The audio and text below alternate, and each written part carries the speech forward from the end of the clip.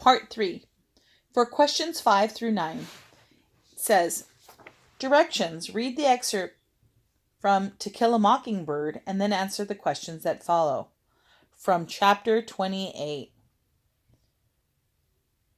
1. We had not gone 5 paces before he made me stop again. 2. Jem, are you trying to scare me? You know I'm too old.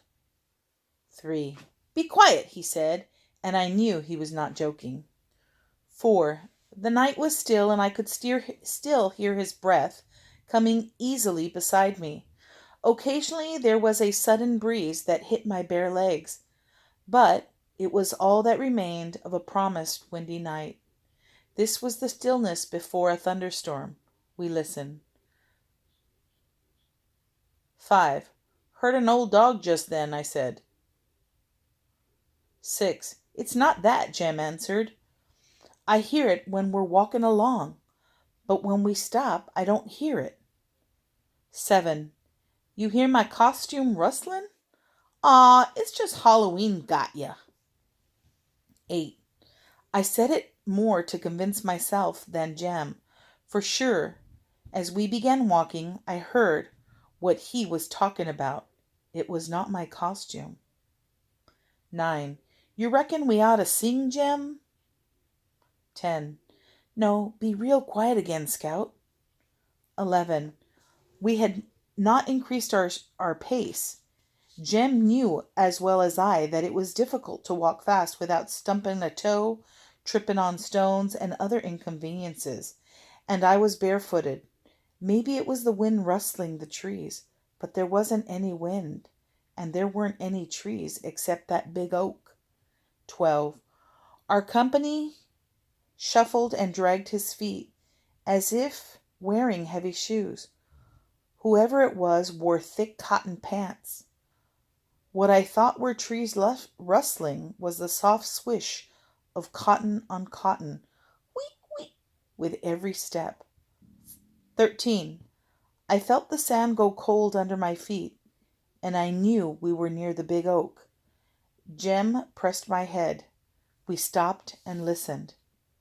Question number 5. Which detail from the passage helps create a mood of suspense? A. Heard an old dog just then, I said. B. This was the stillness before a thunderstorm. C. I was barefooted. D. You reckon we ought to sing, Jem? Question 6. This question has 2 parts. First answer part A, then answer part B. Part A.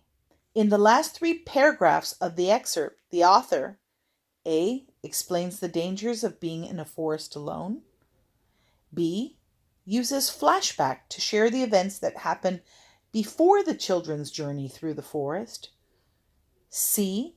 suggests that there is an animal making the sound. Or D. foreshadows the possibility that the children will be affected by the person who is following them. Question 7. Part B. Select 2 details that best support your answer to the previous question. A. You hear my costume rustling? B. We had not increased our pace. C. Maybe it was the wind rustling the trees, but there wasn't any wind and there weren't any trees except that big oak. D. Our company shuffled and dragged his feet as if wearing heavy shoes. E. Jem pressed my head. Question 8. The author's use of the first-person narrator. A. Provides an all-knowing point of view of the characters and events that occurred. B. Reveals that the follower is thinking. C. Emphasizes the importance of family. Or D. Shows that Scout, the narrator, is thinking and the reasons for her choices. Question 9. When Scout says, "Aw, it's just Halloween gotcha," and "You reckon we ought to sing?" It shows that she, A, wants to be like her brother, B, does not like walking, C, is trying not to be scared, or D, likes Halloween. End of part 3.